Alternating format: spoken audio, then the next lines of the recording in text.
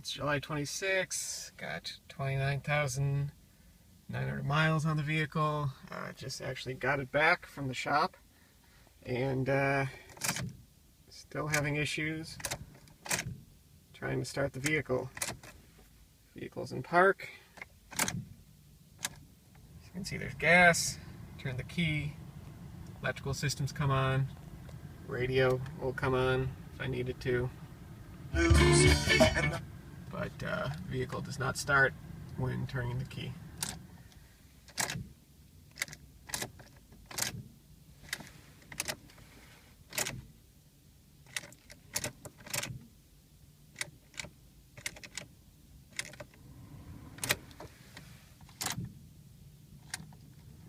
No error messages, but no starting.